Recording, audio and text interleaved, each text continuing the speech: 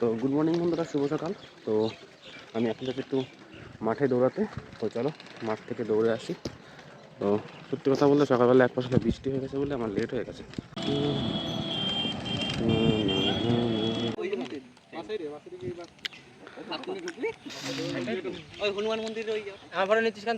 তো বন্ধুরা মাঠে এসেছিলাম, তো ওয়ার্কআউট কমপ্লিট হয়ে গেছে। মাঠে দেখতে পাচ্ছ কেউ নেই, সবাই চলে গেছে। আমরা সবাই একসাথে দৌড়চ্ছিলাম অনেকেই। তো আমি জাস্ট একটু লেট করে এসেছিলাম, তাই আমি লেট করে যাব। আমার গোছানো হয়ে গেছে, তাই ভাবলাম একটা ভিডিও করি। তো অনেক কষ্টে 4 কিলোমিটার দৌড়েছি, দেখতে পাচ্ছি স্ক্রিনের উপরে। তো চলো এবার বাড়ির দিকে যাওয়া যাক। বাড়ি গিয়ে তারপর তোমাদের সাথে এবার কথা হবে। তো বন্ধুরা, দুদিন আগেও আমাদের মাঠের অবস্থা কেমন ছিল, আর এখন দেখো মাঠের অবস্থা কত সুন্দর। ট্রাকটা হয়ে গেছে, মানে এটা আমাদের মাঠের ছেলেপেলেরাই করেছে। তো আমাদের এই মাঠটা হলো 210 মিটারের ট্রাক। মোটামুটি আমরা টার্গেট নিই, মানে এই মাঠের 8 পাক দৌড়ালে 1600 মিটার আমরা কমপ্লিট করি। ঠিক আছে, 8 পাকে 1600 মিটার কমপ্লিট করি। 80 মিটার বেশি হয়, তবুও কিছু করার নেই, আমাদের একটু বেশি করেই যেতে হয় 6.5 মিটারের মধ্যে। তো চলো বাড়ি যাই। তো বন্ধুরা, বাড়িতে এসে একটু ছাতু খেলাম। তো ছাতু খেয়ে বাবা ওইদিকে কুদ্রি তুলছে, জমিতে আমাদের আজকে হাটবার। তো চলো আমিও কুদ্রি তুলছি, মানে সরি আমিও কুদ্রি তুলবো, বাবা আমাকে বলছিল। বাবা ওইখানে ওই লাইনে। তো চলো আমি এখান থেকে তোলা শুরু করি। দেখতে পাচ্ছ ওই যে বাবা তুলছে। তো চলো আর হয়তো 5 লাইন বাকি আছে, তো তুলে ফেলবো, তাড়াতাড়ি হয়ে যাবে। বেশি কুদ্রি হয়নি, শীতকালে একটু কুদ্রি কমই হয়। তো বন্ধুরা, আমাদের মানে আর 4 বেড বাকি আছে। তো টাইম তো অনেক হয়ে গেছে। তো বাবা বললো যে চল আমি কটা খেয়ে আসি, তুই তোল।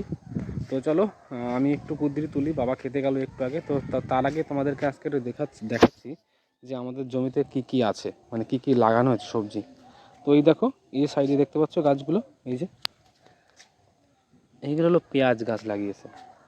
ঠিক আছে, তারপরে দেখো লঙ্কা গাছ আছে, তারপরে আরও অনেক ধরনের শাক লাগিয়েছে। এগুলো হলো বেগুনের চারা দিয়েছে, বেগুনের চারা বসানো হবে। এদিকে পুরনো বেগুনের গাছ আছে। এইগুলো দেখতে পাচ্ছ, এই যে এটা হলো লাল শাক, দেখতে পাচ্ছ, মানে শীতের যে ফসলগুলো। ওই সাইডে আমি আবার গাজর বিট বসিয়েছি, পালং শাক বসিয়েছি, মানে এগুলো এখনও হয়নি, ওগুলো হবে। তো বন্ধুরা, বাইরে প্রচুর পরিমাণে বৃষ্টি হচ্ছে, আর ওইদিকে আমাদের কুদ্রি তোলাও হয়ে গেছে। তো চলো বাড়ি থেকে যাওয়া যাক। এই বস্তাটা বাড়ি নিয়ে যাবো। তো বাড়ি গিয়ে একবারে কথা হচ্ছে তোমাদের সাথে। তো ভিডিওটা দেখে দেখো। সারাদিন ওয়েদার খুবই খারাপ ছিল, সেই সকাল থেকে সেই ঝিরিঝিরি বৃষ্টি হওয়া শুরু হয়েছে। তো এখনো মনে হয় টিপটিপ করে বাইরে বৃষ্টি হচ্ছে। তো সারাদিনে যার জন্য ভিডিও করার সময়ও পাইনি আজকে, মানে কি বলবো, ল্যাপ খোপ যাকে বলে। সারাদিন আমি ঘুমিয়েছি, সন্ধ্যাবেলা পড়ানো ছিল। তো সমস্ত কাজ কমপ্লিট করে এখন খাওয়া দাওয়া করে এই জাস্ট এইগুলি বই পড়তে বসলাম। দেখতে পাচ্ছ আমি একটু জিকে পড়বো, সারাদিন বাদে এখন আমি বই পড়তে বসছি। কারণ তোমরা জানো সকালে দৌড়াতে গেছিলাম, মাঠে একটু কুদ্রি তোলা ছিল। তারপরে ওই ওয়েদার খারাপের জন্য মানে কুদ্রি তুলতে তুলতে আমাদের প্রায় 12টা 12:30 বেজে গেছিল। তো যাই হোক, কিছু করার নেই, এগুলো তো বাড়ির কাজ করতে হয় না।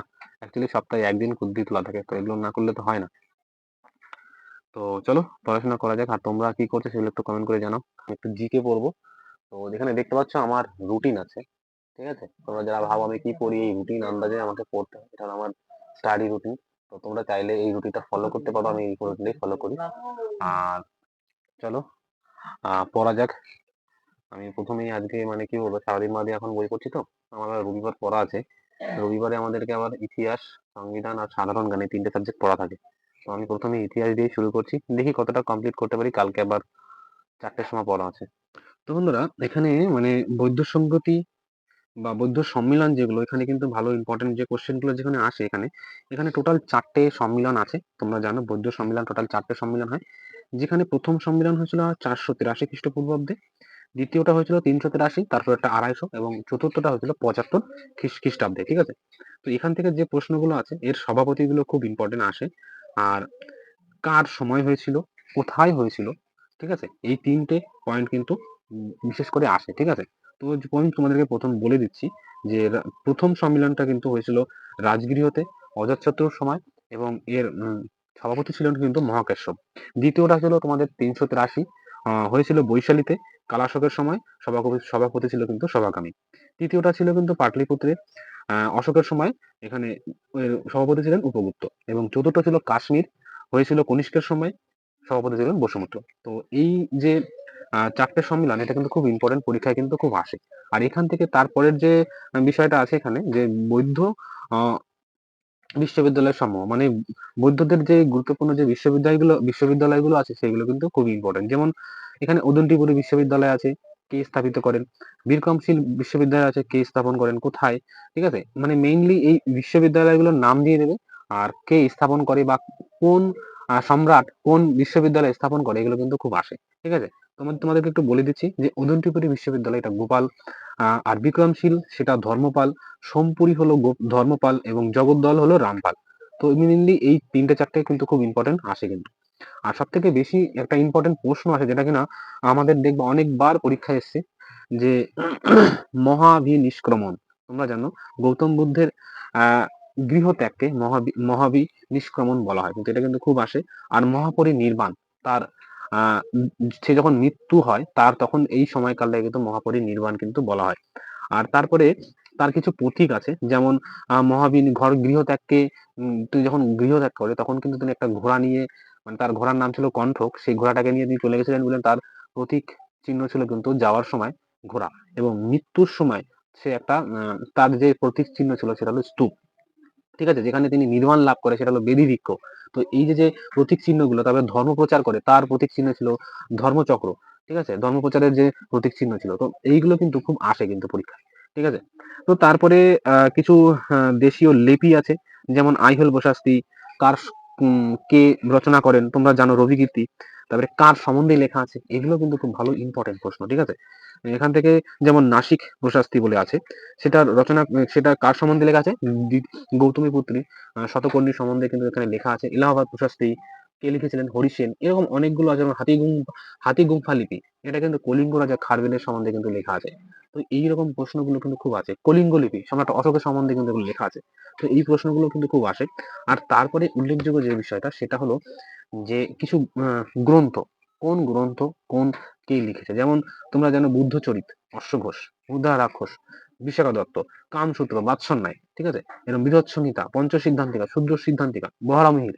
ঠিক আছে, তারপরে আর্য সিদ্ধান্ত, আর্যভট্ট, এই যে যে দান সাগর, অদ্ভুত সাগর, বল্লাল সেন। ঠিক আছে, এই প্রশ্নগুলো কিন্তু খুব আসে। তো এইগুলো একটু ভালো করে মন দিয়ে দেখা উচিত। আর মানে কি বলতো, ইতিহাসের কোনো পার্টি বাদ দেওয়া উচিত না, কারণ যে কোনো পরীক্ষায় প্রচুর পরিমাণে কিন্তু 3, 4, 5টা কিন্তু কোশ্চেন কিন্তু জিকে কিন্তু প্রায় চলে আসে, মানে 3টে 4টের নিচে কোনো পরীক্ষায় কিন্তু আসে না, মানে কম করে 3, 4টে কোশ্চেন আসবেই। সেজন্য ইতিহাসটাও খুব ভালো করে পড়া উচিত। মানে কি বলতো, জিকে তে নাম্বার তুলতে গেলে একটাই তার সলিউশন, সেটা হলো তোমাকে পড়তে হবে। ঠিক আছে, আর তুমি মনে করো যে একটা বই, আমি 10টা বই পড়বো জিকে, 10টা জিকে থেকে 10টা জিকে পড়বো, তো এমন করলে হবে না। তোমাকে যে কোনো একটা বই, পার্টিকুলার একটা বই তোমাকে বারবার পড়তে হবে। যেমন আমি এই রেলের চ্যালেঞ্জার যে বইটা, এই বইটা কিন্তু আমি প্রচুর বার পড়েছি। দেখলে হয়তো তোমরা বইটা যদি দেখো কাছে এসে, তাহলে বুঝতে পারবে আমি কতবার পড়েছি। ঠিক আছে, তো একটা বই প্রচুর বার পড়তে হবে। ঠিক আছে, তো চলো আমি পড়ি। তো তোমাদের যে ইম্পর্টেন্ট গুলো সেগুলো বলে দিলাম, আরো কিছু আছে, যেমন যেরকম কোন রাজসভার আহ সভাকবি কে ছিলেন। তো সেইগুলো ততটা আসে না, তবে আসে, দুটো একটা কোশ্চেন চলে আসে কোনো কোনো পরীক্ষায়। তো বন্ধুরা, আজকের ভিডিওটা অনেক বড় হয়ে গেল, যার জন্য আর ভিডিওটা লম্বা করতে চাইছি না। সত্যি কথা বলতে আমি ভাবতে পারিনি এত বড় ভিডিওটা হয়ে যাবে।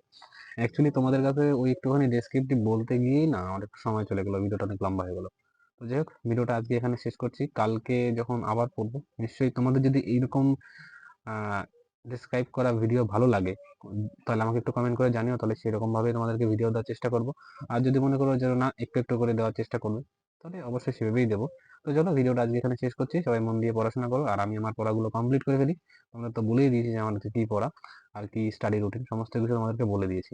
তো চলো, ভিডিওটা দেখতে থাকো, আর সম্পূর্ণ দেখার জন্য অনেক ধন্যবাদ। সবাই ভালো থাকবে আর মন দিয়ে পড়াশোনা করো।